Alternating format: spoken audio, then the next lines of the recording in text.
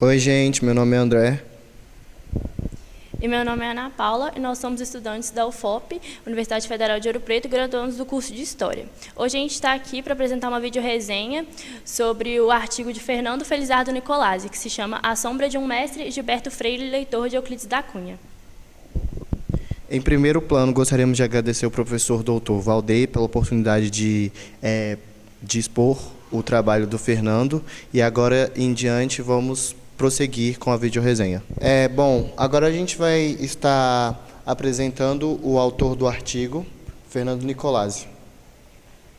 Bom, o Fernando Nicolasi é graduado em História pela Universidade Federal do Paraná, em 2001, atuou como professor do Departamento de História e no Programa de Pós-Graduação de História da Universidade Federal de Ouro Preto, tem experiência de História com ênfase em Teoria da História e Historiografia, atuando principalmente nos seguintes temas: Teoria da História, Historiografia Moderna e Historiografia Brasileira. A seguir, eu vou apresentar os autores que foram abordados no texto por Fernando: Euclides da Cunha e Gilberto Freire. Primeiramente, nós temos Euclides Rodrigues Pimenta da Cunha. Ele foi um escritor, ensaísta e professor brasileiro, e ele nasceu no Cantagalo, no Rio de Janeiro, em 1866. Em uma de suas colaborações com o Jornal do Estado de São Paulo, Euclides foi enviado para a Bahia como correspondente da Guerra de Canudos. E foi aí, nesse meio, que ele começou a escrever seu livro, Os Sertões, aqui no Rio de Janeiro, que foi lançado em 1902.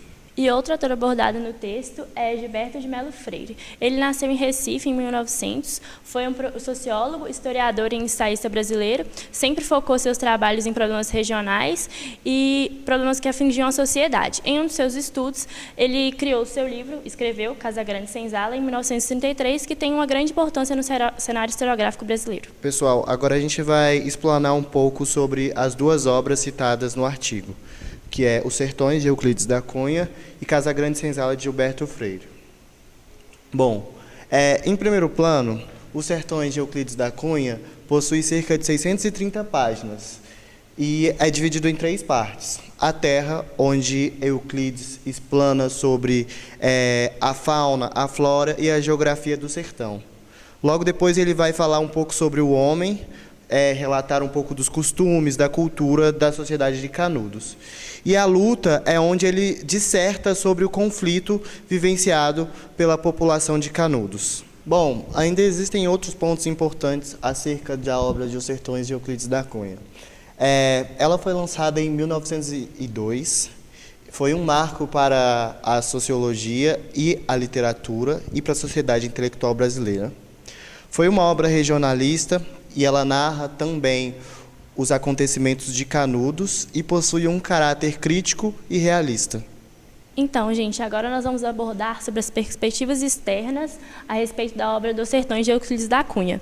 Fernando Nicolasi, ele aborda diversos autores e aqui a gente selecionou 3. O primeiro é o sociólogo Florestan Fernandes, que aborda os sertões como uma descrição tanto socióloga quanto sociogeográfica. Ele diz que, apesar do autor não ter essa intenção sociológica, o livro é muito importante para esse meio.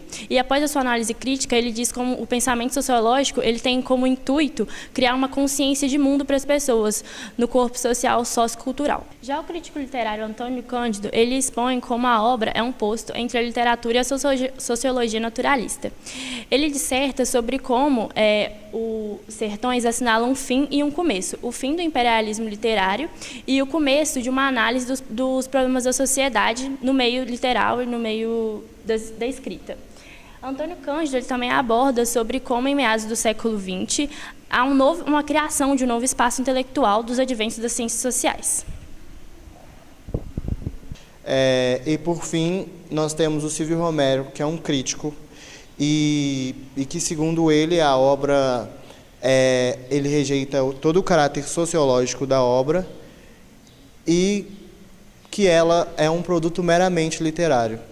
Outro ponto importante abordado por Fernando Nicolasi é o consórcio entre ciência e arte que ocorria no meados do século XX.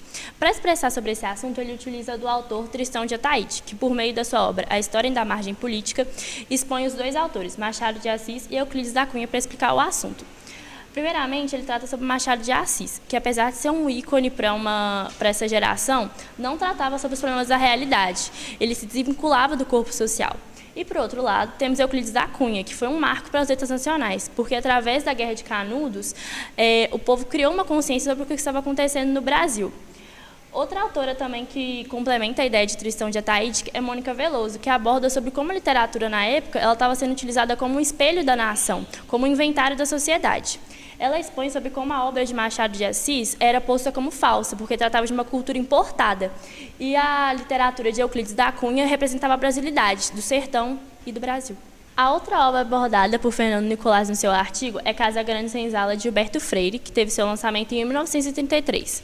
Esse registro possui matrizes étnicas e sociais, e ele expõe um panorama da sociedade, que era uma sociedade patriarcal, agrária e escravocrata. Outro cenário que também ele aborda é da miscigenação racial que acontecia na época. O autor trata principalmente de uma visão romantizada entre os colonos e os colonizadores. A seguir, nós vamos tratar sobre a contextualização de ambas as obras, Os Sertões e Casa Grande Senzala. Primeiramente, nós vamos realizar a contextualização de Os Sertões. Os Sertões ele foi escrito em uma época na qual o período republicano estava começando e a política vigente da época era a política do café com leite. Vale ressaltar que, com o advento da política, os contrastes da sociedade se agravaram, gerando uma marginalização tanto de pessoas negras quanto imigrantes. Além disso, também tem o surgimento de uma nova classe social, que é o proletariado. Já na obra Casa Grande Senzala, em 1933, estava acontecendo várias transformações na sociedade, como a urbanização e a centralização do poder estatal, fazendo com que a obra gerasse um grande impacto, tanto de encanto quanto de espantamento entre o meio intelectual brasileiro. Agora, a gente vai tratar sobre a leitura que Gilberto Freire faz acerca das obras Os Sertões de Euclides da Cunha e sobre as críticas que foram realizadas.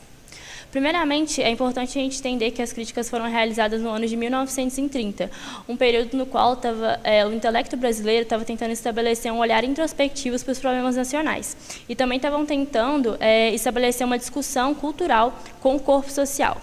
Outro ponto que também é importante a gente analisar é como Gilberto de Freire é um sociólogo e, por isso, ele analisa e também critica por um viés sociológico e objetivo. É importante a gente ver também como os argumentos de crítica usados por Freire são embasados principalmente no teor interpretativo e documental. Primeiramente, ele refuta o Euclides da Cunha no ponto que houve um hiato entre a população do Sul e do Norte. Gilberto Freire diz que esse hiato não aconteceu e também refuta os argumentos utilizados por Euclides da Cunha no seu texto, dizendo que ele generalizou bastante alguns conceitos e também gerou uma exaltação lírica que não era necessária. Ainda no campo das críticas, Freire acrescenta que, ao ler a obra de Euclides da Cunha, você conhece mais sobre a personalidade e os sentimentos do autor do que o próprio objeto. Para além disso, ele também complementa dizendo que Cunha fora um mau pesquisador, errando tanto nos campos como botânica, antropológicos e geográficos, e redimindo todos esses erros por meio de uma linguagem poética e sonora. Ele ainda complementa dizendo que os argumentos utilizados por Cunha são fracos e infundados. Agora a gente vai tratar sobre uns pontos finais em que Fernando Nicolás aborda, que é a mediação entre as obras e as críticas realizadas. Então, para a gente realizar essa mediação, é importante a gente analisar primeiramente como cada autor ele possui uma visão diferente sobre a nacionalidade, sobre a escrita da história brasileira. Logo, cada um vai destacar aquilo que acha mais importante em sua obra. Neste cenário, o Fernando Nicolás ele expõe a visão de Glaucia Vilas-Boas, que aborda sobre como Euclides da Cunha é a favor das descontinuidades, ou seja, ele é a favor da ruptura, tanto no tempo quanto no espaço, e o Gilberto Freire é a favor das continuidades. Ela aborda sobre como a estrutura do texto dele favorece as proximidades e os encontros. Logo, a gente percebe como ambos têm visões antagônicas do Brasil e logo representam elas de diferentes formas. Outro ponto que também é importante a gente ressaltar é que Gilberto Freire ele realiza um estudo sobre o meio que ele estava estudando. E o Euclides da Cunha ele estava inserido, ou seja, a memória é o fundamento da produção de texto dele. Logo, ele vai ter uma relação mais íntima com aquilo que ele está escrevendo. Então, desse modo, a gente pode perceber que a principal diferença entre os dois é a representação que eles têm sobre a história do Brasil e a forma como ela é escrita. E agora a gente vai para as considerações finais. Então, para esse trecho, a gente decidiu fazer uma análise do título da obra com vocês.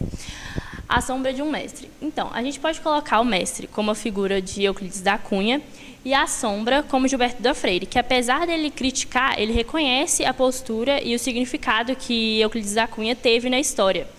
Outro ponto também que é legal a gente olhar é que Fernando Nicolazzi, ele pontua como a obra de Euclides da Cunha ela é utilizada até hoje, tanto no ensino médio quanto em outras plataformas, ou seja, ele continua sendo um mestre e que tem um valor muito grande para a historiografia brasileira. Olá, meu nome é Maria Luísa, também sou uma participante do grupo da apresentação da matéria de História da Historiografia Brasileira e gostaria de agradecer mais uma vez ao professor Dr. Valdeir Lopes de Araújo pela oportunidade dessa experiência e agradecer também ao Fernando Felizardo Nicolazzi por ter gravado e disponibilizado um pouco do seu tempo para gravar a respeito do assunto do nosso vídeo e vamos exibir agora. Bom dia, pessoal. Meu nome é Fernando Nicolazzi, eu sou professor do Departamento de História da Universidade Federal do Rio Grande do Sul e fui convidado pelo André e pelo grupo dele para falar aqui algumas breves palavras a respeito de um artigo que eu publiquei em 2010 na revista História da Unesp, intitulado A Sombra de um Mestre, Gilberto Freire, leitor de Euclides da Cunha. Bom, em primeiro lugar, eu queria agradecê-los por esse gentil convite, dizer que é uma alegria poder falar, mesmo que à distância, e mesmo com esses filtros digitais, para os colegas e para as colegas da UFOP, uma universidade que, enfim, tem uma importância muito grande na minha vida intelectual, na minha vida pessoal. É um lugar de, enfim, profundas alegrias, de memórias muito boas, e também de amigos muito queridos que trabalham e que vivem aí em Mariana. De início, a minha intenção no meu doutorado, que foi iniciado em 2004, era estabelecer uma reflexão teórica a respeito do estatuto da prova nos discursos historiográficos. O que me preocupava era pensar como que historiadores e historiadoras, a partir da escrita da história, a partir da prática de escritura da história, legitimavam as suas interpretações, respaldavam os seus argumentos a partir do que se pode chamar aqui, grosso modo, de uma administração da prova. Ou seja, como é que no discurso se comprovava algo, seja esse algo uma interpretação, um argumento a respeito do passado nacional. E a minha ideia naquele momento o meu projeto tinha esse direcionamento, era investigar um debate historiográfico específico. Então eu parti um pouco da ideia de que, num contexto de disputas interpretativas, essa necessidade de respaldar um argumento historiográfico apareceria de uma forma mais evidenciada e apareceria dentro de um debate, né? Então, oferecendo uma contraposição, uma interpretação prévia, oferecendo uma resposta, uma crítica que foi feita e assim por diante. E naquele contexto eu imaginava que o debate acadêmico em torno da historiografia da escravidão no Brasil poderia ser uma boa porta de entrada para essas reflexões que eu procurava fazer. E aí, enfim, ao longo do começo da pesquisa, isso ainda em 2004, eu me pus a reler o Gilberto Freire, a reler o Casagrande Senzala, porque, enfim, uma obra incontornável dentro desse debate. E aí eu encontrei, quase que por um acaso, a primeira edição do Gilberto Freire, um pouco jogado, assim, escondido, atrás de uma das estantes ali da Biblioteca de Ciências Humanas, da URGS, e relendo o livro enfim, fazendo um trabalho de imersão naquela escrita muito particular do Freire, eu comecei a perceber que muitas das minhas inquietações iam muito além do que é a ideia de prova historiográfica, do estatuto da prova historiográfica, e incidiam numa ideia mais ampla de representação histórica, ou seja, como é que se representa o passado. E aí eu abandonei um pouco o projeto inicial de tentar estudar de uma forma mais ampla a historiografia da escravidão no Brasil e verticalizei minha análise, afunilei o meu olhar, enfim, restringia o meu foco apenas ao livro do Gilberto Freire. E aí, nesse sentido, o Freire, um sujeito muito perspicaz, ele notou a posição quase que, não diria hegemônica, mas uma posição muito forte, muito arraigada do Euclides da Cunha naquele cenário. Então, qualquer estudioso que se pusesse a investigar o nosso passado, a propor uma interpretação da nossa sociedade, teria, de uma maneira ou de outra, que lidar com aquela obra, aquela, enfim quase que um monumento da nossa tradição intelectual, que era os Sertões. E aí, um pouco essa ideia que dá título, que deu título ao meu capítulo da tese, que dá título a esse artigo, a ideia de que o Gilberto Freire trabalhou à sombra de um mestre, né? Ou seja, à sombra desse monumento imponente que era os Sertões, né? Que ao longo, como eu disse, ao longo do século XX, acabou fazendo sombra na própria recepção do que foi o Casagrande Senzala, né? Então, quando o Euclides da Cunha publica os Sertões, logo em seguida ele já é alçado a grande intérprete nacional, né? Por exemplo, o Silvio Romero vai dizer que o Euclides ele dorme desconhecido e acorda famoso no dia seguinte à publicação dos Sertões. Foi um livro que teve uma vendagem bastante considerável. Ali pelos anos 20 ele ainda era tido por um autor como Alceu Moroso Lima como um dos grandes livros do Brasil. Então, o Alceu Moroso Lima, sob a alcunha de Tristão de Ataíde, ele estabelece uma dicotomia ali entre Machado de Assis e Euclides da Cunha como as duas faces de uma mesma moeda, né? Os dois grandes expoentes literários no Brasil. Nos anos 50 há uma enquete que é feita com diversos intelectuais brasileiros para escolher os livros fundamentais do cânone intelectual brasileiro. E naquele contexto, Euclides da Cunha já tinha morrido há quase 40 anos, os Sertões